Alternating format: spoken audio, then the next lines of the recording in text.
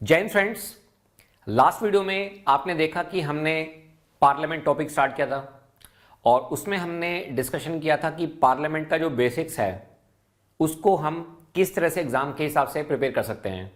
अब इसी टॉपिक को हम आगे बढ़ाते हैं और पार्लियामेंट के बारे में डिस्कस करेंगे। तो जो आर्टिकल इंपॉर्टेंट है वो है आर्टिकल 79। हालांकि इस आर्टिकल के बारे में मैं आपको पहले भी बता चुका हूं, लेकिन मैं आपको एक बार दोबारा से बता रहा हूं क्योंकि ये जो आर्टिकल है ये किससे रिलेटेड है? पार्लियामेंट से रिलेटेड है।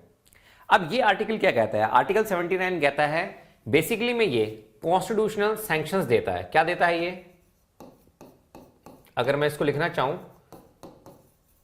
तो ये बेसिकली में कॉन्स्टिट्यूशनल सैंक्शंस देता है। किसको? पार्लियामेंट को। बताइए यहां तक कोई डाउट? अब पार्लियामेंट में क्या होता है? Parliament is basically consist of, मैं यहां पे लिख रहा हूं, first is the president of India. तो हम इंडियन पार्लियामेंट की बात कर रहे हैं, तो प्रेसिडेंट ऑफ इंडिया। तो क्या प्रेसिडेंट ऑफ इंडिया का मैंडेटरी ऑफिस होना चाहिए? यस, इसका जो ऑफिस होता है वो मैंडेटरी ऑफिस होता है। Second, Rajya Sabha. Second is the Rajya Sabha. और थर्ड हमारे पास क्या है? लोकसभा। क्लियर है यहां पे? तो आर्टिकल 79 कहता है कि भाई हमारे पास एक पार्लियामेंट होगी, उस पार्लियामेंट में हमारे पास एक प्रेसिडेंट होगा, राज्यसभा होगी और हमारे पास क्या होगा? लोकसभा होगी। जैसा कि आपको पता है कि राज्यसभा को हम क्या बोलते हैं? राज्यसभा को हम बोलते हैं काउंसिल्स ऑफ स्टेट। क्या कहते हैं बताइए? इसको हम कहते हैं काउंसिल ऑफ स्टेट्स। और लोकसभा को हम क्या कहते हैं? लोकसभा को हम कहते हैं house of people. House of people. Clear है?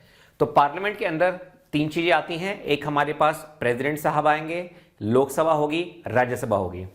अब सिंपल सा क्वेश्चन ये होता है कि फेडरलिज्म जो है, फेडरलिज्म का मतलब क्या है? राज्यसभा। और राज्यसभा का मतलब क्या है? फेडरलिज्म। वाइस वर्सा कह सकते हैं, इसमें कोई दिक्कत वाली बात नहीं है। अब फेडरलिज्म को रिप्रेजेंट करता है हमारा ये अपर हाउस, राज्यसभा। जैसा कि मैंने आपको बताया था कि जब हमारे पास इंडिया बना था, ठीक है, जब हमारे पास इंडिया बना था तो हमारे पास एक तो यूनियन है और इसके अलावा हमारे पास क्या है? छोटी छोटी स्टेट्स हैं।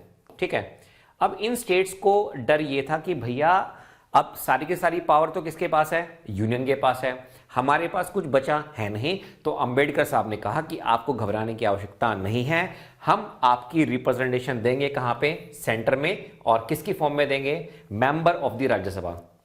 अगर पॉपुलेशन ज्यादा है तो ज्यादा मेंबर आएंगे, अगर पॉपुलेशन कम है तो क्या होता है? कम मेंबर हमारे पास आते हैं राज्यसभा में। तो मोटी मोटी बात यहां पे दोस्तों ये है कि राज्यसभा में भी मेंबर्स होंगे, लेकिन ये जो मेंबर्स होते हैं ये क्या होते हैं? इनडायरेक्ट इलेक्शन से आते हैं। किससे आते हैं दोस्तों? ये आते हैं इनडायरेक्ट इलेक्शन से। इसका मतलब क्या है कि हम इनको डायरेक्टली वोट नहीं करते हैं, एमएलए जो होते हैं वो इसको वोट करते हैं।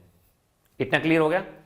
तो मेरे हिसाब से अब आपको आर्टिकल 79 क्लियर है। आर्टिकल 79 का मतलब है, इसको मैं थोड़ा सा हाईलाइट भी कर देता हूं ताकि आपको समझने में भी आसानी रहे। ठीक है, तो मैं एक बार दोबारा बता देता हूं।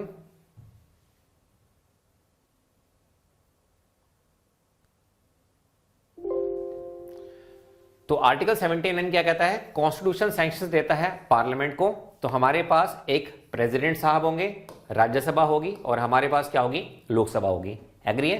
President, Rajya Sabha and Lok Sabha.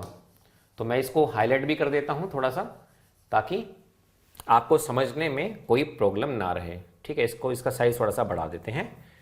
ठीक है, प्रेसिडेंट हो गया हमारे पास, प्रेसिडेंट। ठीक है, राज्यसभा हो गई और हमारे पास क्या होगी? लोकसभा। बताइए, पार्लियामेंट में तीन चीजें हैं, प्रेसिडेंट है, राज्यसभा है, लोकसभा है। क्लियर है इतना?